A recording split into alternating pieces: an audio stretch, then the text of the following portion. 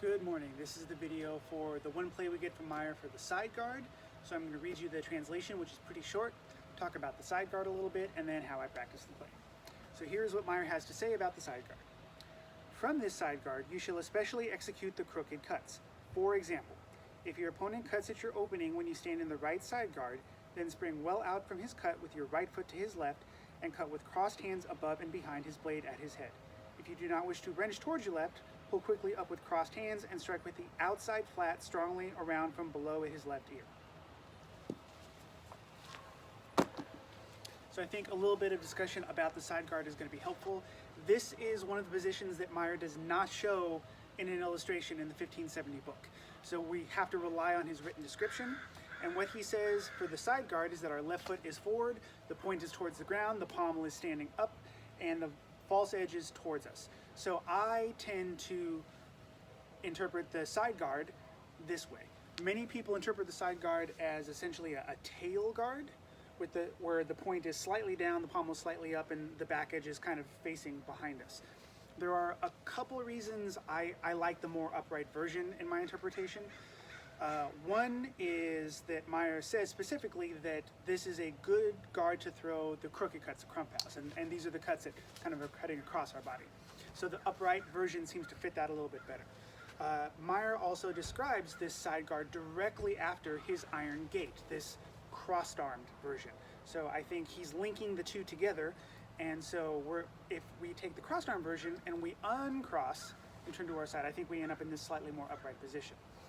The final reason I think the upright position works a little bit better is that if you go one generation before, about 100 years before, and you look at something like the Pseudo von Danzig, they show a barrier guard, which is this more upright version, and the first play out of this barrier guard is the exact same opening play.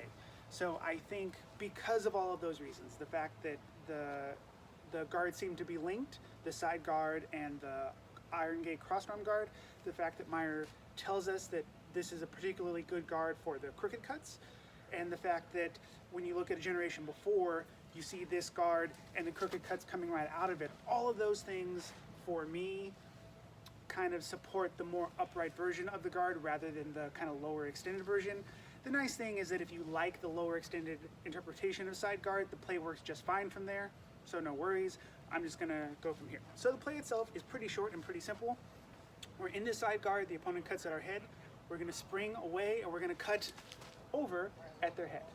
From here, if we don't want to wrench to the left, he says, we're gonna pull back with crossed arms, and he has us throwing a slightly rising outside flat. And then maybe we cut away to regain our distance. If you are competing in a rule set that doesn't favor flat strikes, it's really pretty easy to throw the crooked cut, and then maybe we just throw a rising back edge cut, and then we still leave away, so it's a pretty minor modification if you don't want to smack them with the flat, but it's worth talking about what the play actually says. So one more time with the shorthand side guard, spring out and cut, rising outside flat, and then maybe cut away. So when I practice this on the pedal, there are only a couple things to keep in mind. I'm going to be in my side guard. I'm going to spring to my right, but I'm essentially aiming for the opposite side of my opponent, so I make sure I'm cutting across on my pedal. I'm not cutting to the same side. We're cutting across. That's really important.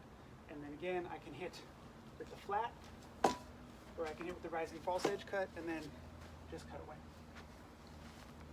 So side guard, spring out and cut over, cut away. So one more time, I'm in my side guard, bring out, rising cut away. And this is the only play that Meyer gives us from the side guard. He just ends this section by saying, if they won't cut at you, fight the way I'm going to show you in the middle guard, which is what we're going to start with next week. So play with this. If you have any questions or comments, or you like a different interpretation of the side guard, send me a message and we'll talk about it. Otherwise, I will see you guys next week to start the middle guard.